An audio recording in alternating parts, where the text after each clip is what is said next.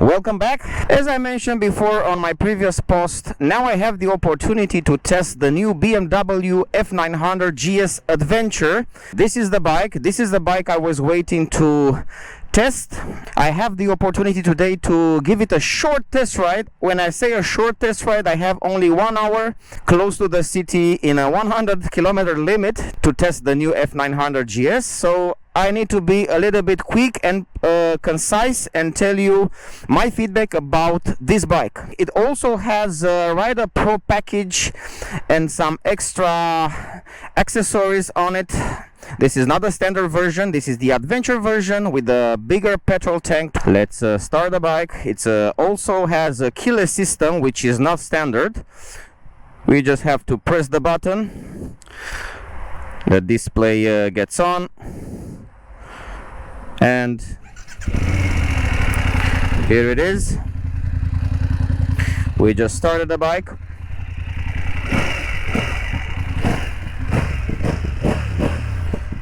Let's get on the bike because time is running. This bike also has a quick shifter.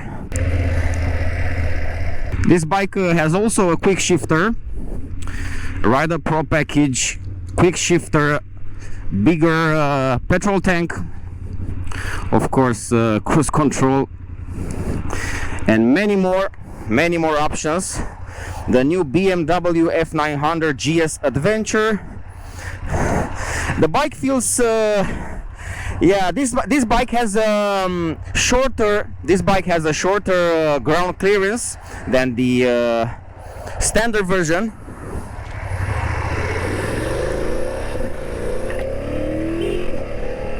Oh man, but the quick shifter, it's absolutely at a different level.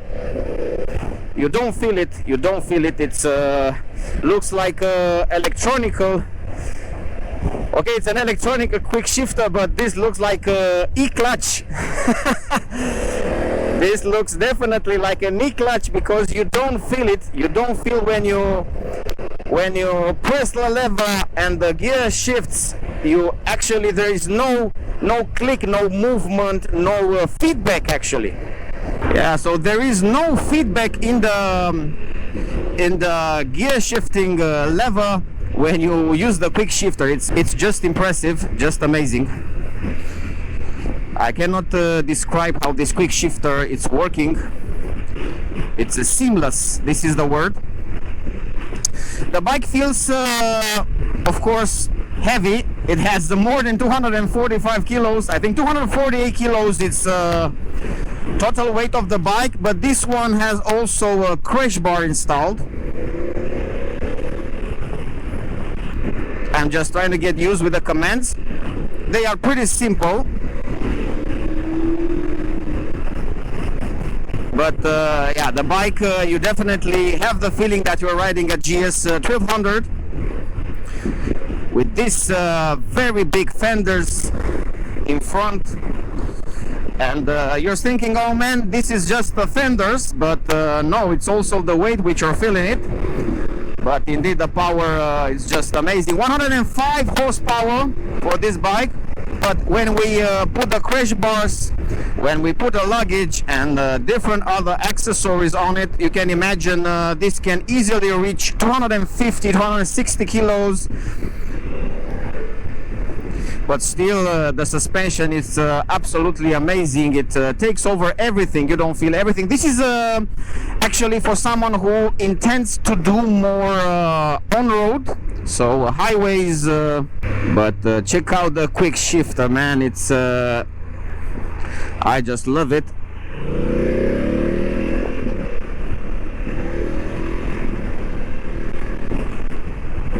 Yes indeed, a quick shifter works like a charm.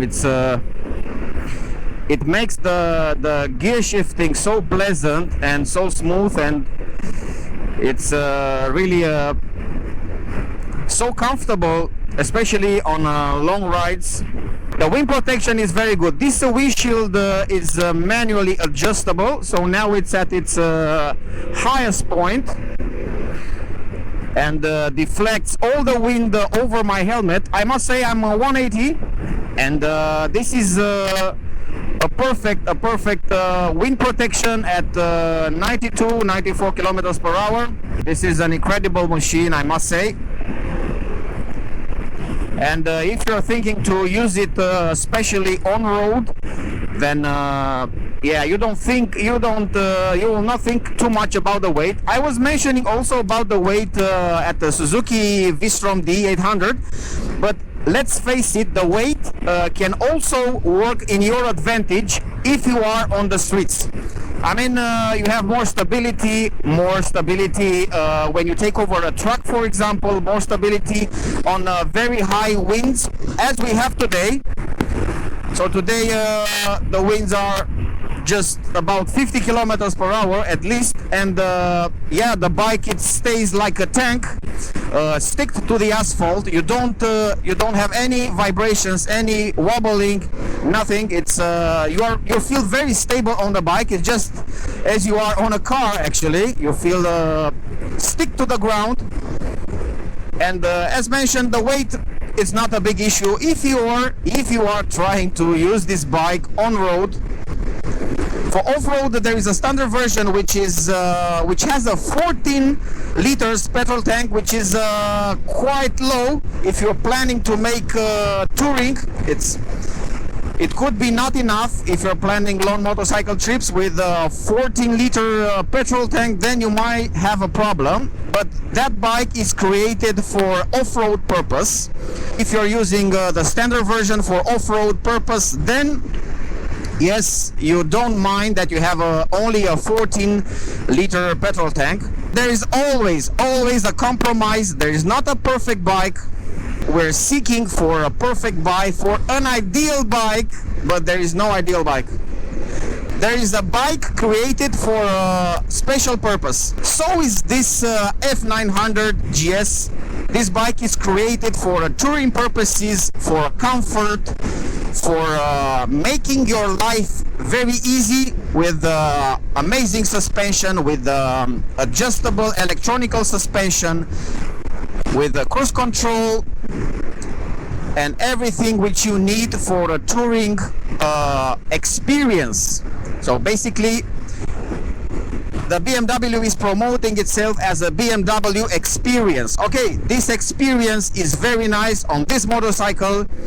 If you're riding on road, it's a very pleasant experience. But the way the suspension works, I just adapt it to my weight, because you can also adapt it accordingly to your riding, to your loading, if you're riding with a passenger or with the luggage. The visibility of the dashboard, it's quite okay. No issues whatsoever. We have the riding modes, so now we are on a road mode. We also have dynamic, which is a more sportive. This dynamic, yeah, it's a more sportive power. This dynamic delivers much faster the power. And of course the fuel consumption also grows in this mode. We have the enduro mode, which allows you to take over some trails. Rain, this is the rain mode. I can feel it on the power. So the rain mode, I think, I suppose delivers less power, more traction control and ABS control. I can feel it on the acceleration. It's the most nimble mode from what I can see now. But man, I'm again shocked to see other quick shifters other than my Transalps or the Suzuki, this one from the BMW. I heard in the past from the people which were riding, and I was riding the 850 GS, didn't have a quick shifter. But people were complaining about the quick shifter on BMW, that it catches or it's junky or doesn't work. But man, I don't know what they did, but this one it's seamless. I mean, it's I have to compare it with the e-clutch from Honda very soon, but I think this is the e-clutch actually. We have to see on e-clutch how it works from Honda, but this quick shifter from the F900 GS Adventure, it's absolutely impressive. I have nothing to say about it, nothing. I'm trying to search a defect, or I'm trying to find somehow a con, but I just can't.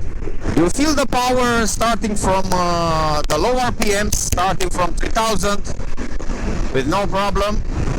Let's try the brakes. The brakes are a little nimble. They are not very aggressive. Perhaps also the weight of the bike somehow tells its story.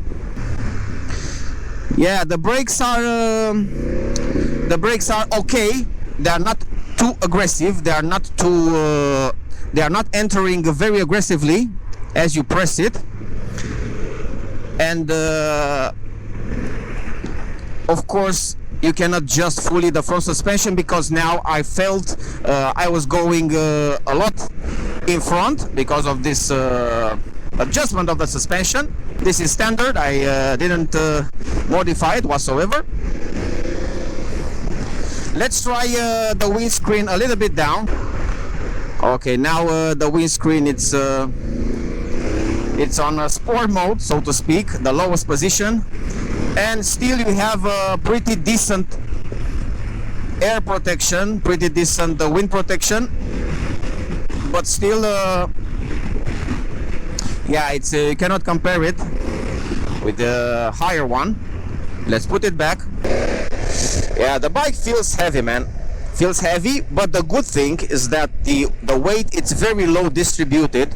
At least this is my feeling, and this it is, because it has also a lower ground clearance when we compare it with the one with a 14 liters petrol tank. The weight is lower positioned. Yeah, and I must say this bike it's on almost on its reserve of petrol. Only 95 kilometers still to go. And imagine if you ride this bike with a full tank. I don't want to stick too much on the weight. I don't want to give you the impression that the weight always matters, or it matters for someone who's making off-road maybe, but for someone who is just taking this bike on a journey on a street and with some gravel, light gravel, I don't think this is an issue. Let's see, on a 6 gear, 2500 RPMs, you still have some acceleration. You can still do it. I don't feel so much vibrations coming up from the engine, at least from the foot pegs and from the front side. I think there are more vibrations on my Transalp than on this F900 GS Adventure. I feel the bike working, the engine actually working very nice. It's not so noisy. The riding position, it's very comfortable. Still, perhaps some handlebar risers would have been even better. But as you look at my hands, I can bend somehow the elbows enough to have some comfort on the riding position. The seat, as mentioned before, is not pretty comfortable itself, but the suspension, which takes over, this electronical suspension which takes over everything, it makes the ride very pleasant. And you have like a small backrest which you can rely on. The bike now feels a little bit easy to maneuver as soon as I get used with it. What I like, I can actually grab the tank much better. I really like the way I can grab the tank, the shape of the tank. Although this is a very big one, I like the fact that I can grab the tank very nice. Let's make a little bit of testing the acceleration on the dynamic mode. Let's try the dynamic mode a little bit and see how fast we can reach a certain speed. So let's go.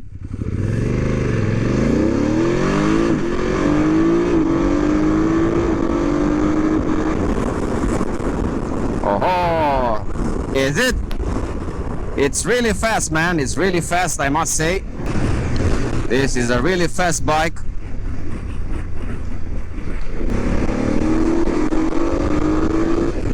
It goes strongly after 5,000, 4,000 even. Let's check the dynamic mode starting from 4,000. And now I felt a big wind coming from the truck on the left side, and I come again to the weight perspective. If the bike was very light, that wind that deflects or it's coming up like a hurricane towards me, it would have somehow unbalanced me. But with this bike I feel really strong. I feel really strong on the road, very stable. And even here we have very high winds on the field. And yes, man, the wind protection is very good and the bike is very stable at 120 kilometers. But please consider the brakes are not so hard. Someone asked me actually about the brakes. They are good. I'm not saying they are not good or something, but I feel that I can stop faster my Transalp much faster than this F900.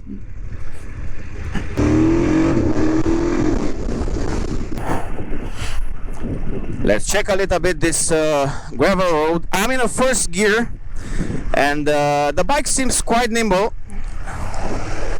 and somehow easy to handle.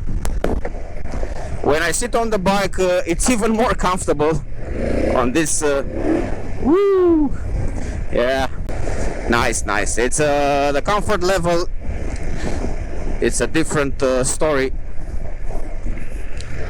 So going out from the road to this light of road, there is not an issue for this bike. So if you're traveling and somehow you have this kind of roads, which you can you have to do it, then the bike is very comfortable.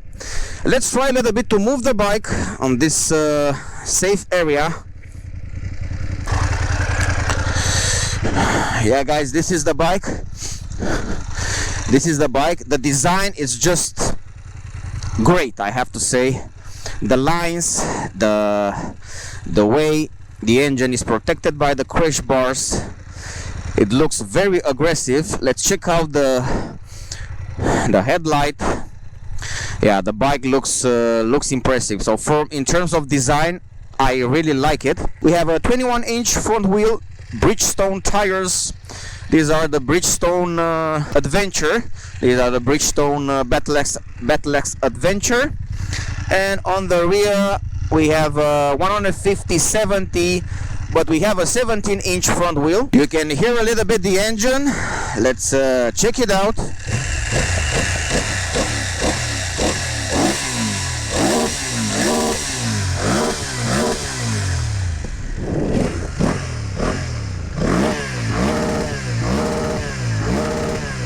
Woo! Check out this electronic adjustable suspension from the rear, the engine sound. I think here is the water pump, quite exposed if you don't have a crash bar. And of course this is the miracle called the quick shifter from the BMW F900 GS Adventure. This quick shifter actually it looks totally impressive, but it works absolutely amazing. This is the best experience with a quick shifter so far. I haven't been ridden too many bikes. I'm not a very experienced motorcycle rider, but until now, when I compared my quick shifter from the Transalp, the quick shifter from Suzuki D800, the previous quick shifter from BMW 850 GS, this one, it's just amazing. You can see here the dynamic ESA, dynamic suspension, a lot of electronics on the bike. This is the seat which I was talking about. The seat somehow is straight, but it keeps you in the same position. This has the Rider Pro package, which includes the other riding modes. We have Enduro mode, we have Rain, we have Road, Dynamic, Enduro, Rain and Road.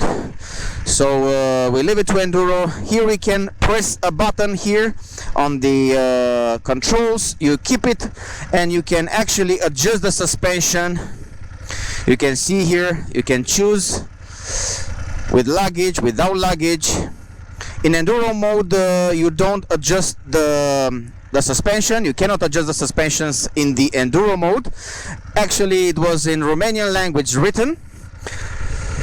So yeah, let's put it back to enduro and try to maneuver this bike. Let's stop a little bit. Whew. Yeah, let's try to maneuver a little bit the bike to see how heavy it actually is on this normal surface. So, oh man, yes, it's heavy, man. Yes, it's heavy, but you can do it with a proper technique. You can actually turn it. Let's check it out. Yeah, it's very good that you have this. Just a second. It's very good that you have this very stable racks which you can grab it on. So imagine guys, 248 something kilos. We have this crash bar. We have those racks, the side rack and everything added to the bike, eventual luggage. So this bike will easily go to 260 kilos, which is for me, I'm not saying, I'm speaking only from my perspective. For me, I'm just speaking from my perspective. It's a little bit too much of weight for me. I cannot handle it. I don't have the skills or the capabilities to handle this bike on my specific trips, on my specific use. We have here the skid plate, which, if you ask me, looks a little bit like a joke. It's just to be here. It protects partially the pipes and the oil recipient. You can check it out. Have the central stand. We have foldable foot pegs, an amazing adjustable brake lever, and a lot of electronics, man. I don't know where to start. You can see here the coolant recipient underneath the fenders. And for example, if you leave your bike in a certain, if you leave this bike, not a bike, if you leave this bike in somehow a certain angle or a certain position, then yeah, you need to have some power, man. You need to have it. We turn again the bike, and the bike, it's in the enduro mode again. It hasn't been changed. You need to be somehow you need to learn also the way the clutch lever works. The bike stopped for a couple of times. Of course, you have USB charger. This is standard. Now let's turn a little bit, and of course the standing position is very good. I can grab much better with my legs the tank or the seat. I can grab the bike much better with my legs. Very good, actually. The riding position, it's a little bit better, and you can do it. Yes, you can do it. No issues whatsoever. Especially maybe you have some skills more than I do, but yeah, it's. And of course, in the enduro mode, the brakes are more firm. They intervene more firmly. You need to stop. I love that I can change actually the modes during the ride. How fast you can be with a quick shifter when you need it. When you need it, it's there. It's there to deliver you the quick shifting. I was very lucky, so to speak, to catch a train pass.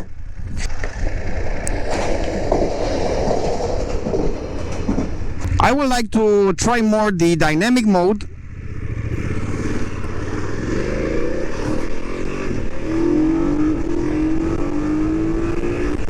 The sound, it's absolutely amazing.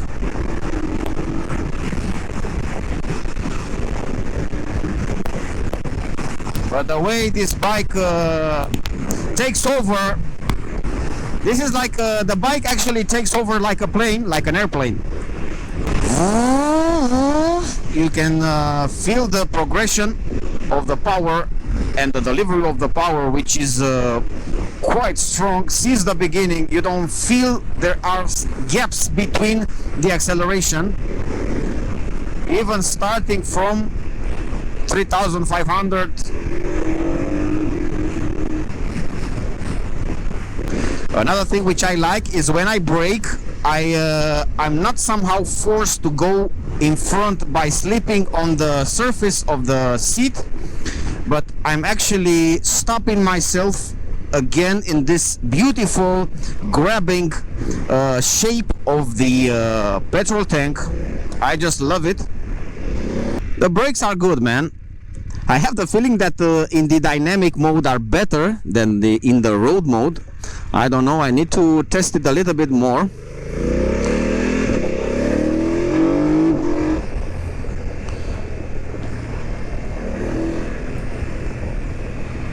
But as soon as you get used with the bike, you are somehow becoming more and more confident on the bike, and the stability and the lower center of gravity of this enormous weight, so to speak, but the weight it's pretty decent distributed, and you are very confident on taking the turns. I have to repeat myself, the petrol tank is almost empty. We still have 71 kilometers to go with it, but still I'm very curious to see how is this bike with the petrol tank full, with all the luggage, with all the accessories installed on it. Can we reach, let me please write in the comment section, what do you think? Could this bike reach 270 kilos with all the accessories, with the luggage, plus with the petrol tank full? I'm pretty curious if someone is willing to calculate how heavy this bike can actually get. Of course, now it's even a much better positioning the center of gravity, because the tank, which is in the upper position, it's almost empty, and of course the other weight is distributed down below, and the bike now it's feels very light. I don't know how can I close it, or how to close this, I don't know. I'm pretty sure that this bike, for someone who is intending to go touring with the passenger, with luggage, with everything on a road, will be a great option. And with this quick shifter that works in this way, now you have the exhaust protected by this rear racks. The weight makes you pay attention quite a lot on the surfaces you're handling the bike. The warranty, the BMW offers a 2-year warranty plus an additional year, so you have actually 3 years. You have actually 3 years of warranty for this bike, which is not less. I mean, you have 3 years covered, so to speak. And also you have multiple service advantages from what I've read in terms of revisions. At 114 kilometers per hour, the wind protection is very good. If you're riding mostly on the highways, it's not a big issue, so you don't have to worry about the wind protection. The wind protection is very good on this bike, even at higher speeds. Everybody's talking about the wind protection, but nobody's talking about the weight protection. How do we protect ourselves from the weight? How do we protect ourselves from the weight of the bikes? The motorcycles have become more and more heavy during the last period of time. How do we consumers are aware of this, and how do we protect ourselves in order not to carry such a heavy bike after us? But this is a matter of choice, of course, a matter of choice, and the choice is yours. You have to test the bike and not listen to the commercials and not pay attention to the commercials and do not believe the commercials. Just go, take the bike as I did. Take it even for 1 hour. I think it's even enough. I made myself an idea about what to expect from this bike if I'm willing to purchase it. I'm more eager to test the lighter bike, the one with a 14 liters petrol tank, to test it off-road, of course, even though the wind is strong and the wind comes also in my chest a little bit. I don't have any buffeting, and this is because of this, not only because of the windshield, but because also of this deflectors, because of these wind deflectors. I'm very happy that I'm able to test this bike and give you my feedback. But don't believe me, don't believe my feedback. Take the bike if you have the chance and ride it. Doesn't matter where you ride it, on road, off road, where you have the chance. I need to adapt myself in 1 hour to be able to give you some feedback. Someone said, okay, I have the Honda Transalp. How much do I need to invest in a Honda Transalp to be able to reach somehow with the parts which I'm changing or which I'm upgrading to reach the level of performance to reach the level of performance from this BMW? You cannot do it because, for example, the quick shifter, you cannot make it better than it is. This quick shifter, it's way much better than the Transalp, so you cannot upgrade it. In terms of suspension, this is an electronic suspension. How would you put an electronic suspension to the Transalp? It's impossible. Not impossible, but imagine the costs. Okay, you upgrade the suspension, that's at least 200, 2,500, 3,000 euros. Starting from 11,500, then comes 3,000 the suspension, then comes tubeless wheels, which are at least 2,000. So we have already, only by changing the suspension and tubeless tires, we have about 16,000 euros. Each bike is different. Each bike has its own personality, its own electronics, its own systems, and you cannot make one bike to look like the other one. What you need to do is to find the bike that will fit your purpose. What is your purpose, man? What is your purpose? To ride on road? Then you have a lot of options. To ride off-road, there you have options also, but you need to test them out and you need to practice and have some skills in order to be able to perform. Here is the Africa Twin. It's quite strange that 1100 motorcycle like the Africa Twin is even lighter. It's lighter than this F900 GS. How come this is possible? Please leave in the comment section and tell me your feedback. Why a bigger displacement bike like the Africa Twin, it's not so heavy as this F900 GS? Yeah, now let's see the bike a little bit in the city traffic. Let's check it out. Although someone who actually buys this bike to ride it in the city, I don't think someone will buy this bike specifically for city riding, but in the same time I have the you're not riding this bike in the city. This is, I don't think, the purpose for what you're buying this bike, but in the same time, when you travel, you need to pass cities and you need to connect roads, and then you are forced to pass on some big cities. This happened also to me very oftenly. Not every city has a ring, and not every city has a nice infrastructure, and you are able to pass it very easily. Therefore, you will be forced at some point to go with your bike and ride it in the city.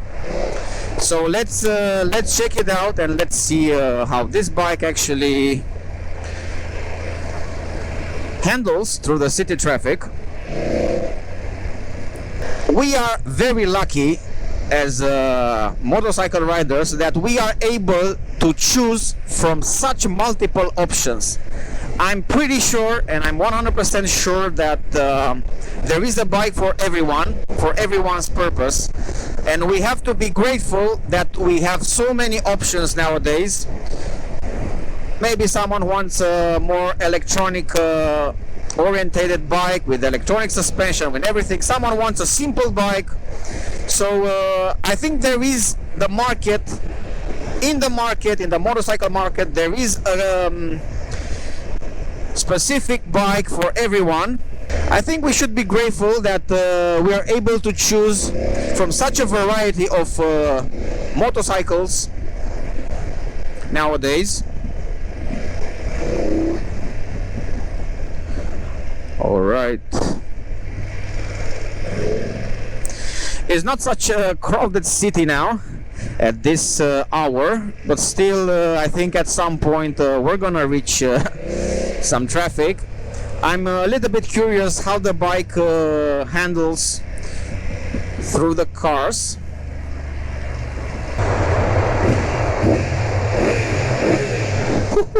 The sound is not bad for a stock exhaust.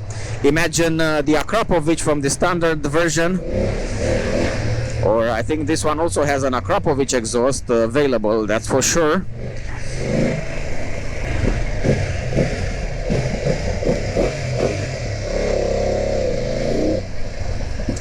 Yeah, now with the petrol tank empty, the bike it's even lighter. I can feel it also on my Transalp. As soon as the bike reaches, as soon as the petrol tank it's empty, the bike it's totally a different bike. So do I have the courage to struggle a little bit through the cars? Maybe I have. Okay, the handlebar position, it's somehow at the level with the car's mirrors. Maybe an old Dacia can have his mirrors lower.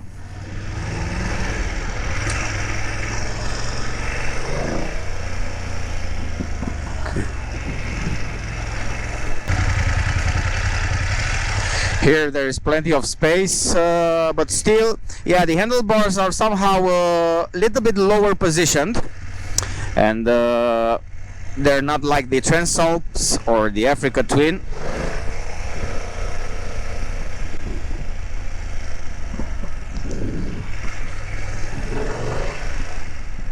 I'm very grateful that I'm able to ride this bike. I was able to ride this bike for you and test it a little bit. This was it, guys. This was the bike, the F900 GS Adventure. I'm grateful that I was able to test ride it for you just a little bit. Perhaps I was missing something. Please let me know. I will try to answer. The time was very short. I wanted to make to cover as much as possible from this short test ride. I will make also a voiceover inside this clip, so you will be able to find more information regarding the price, regarding the upgrades, and regarding the packages available for this bike.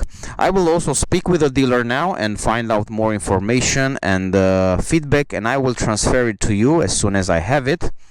Of course, you can configure your 2024 F900 GS Adventure. The starting price for this bike, it's about $14,890, and this could vary depending on your location. In Europe, the starting price, it's about 14,500 euros. Now let's configure the bike according to the BMW standards. So for example, we would like to add this white aluminum metallic matte color, which will eventually add the premium package. Let's check out what this premium package is offering. We have the M endurance chain added, more power at the rear wheel with this M endurance chain, reduced efficiency losses thanks to lower friction, about 1% more power at the rear wheel, low maintenance and durable high performance chain, extremely hard coating with diamond-like carbon. So this is actually the M endurance chain added to this premium package. Mounts for aluminum side cases. The options which you saw here, they were already on the bike which I've tested, so we have to go a little bit in detail so you know what we're talking about. This mounts, you already saw it, very easy to grab on and quite solid, I must say. We have the dynamic ESA suspension. Of course, this is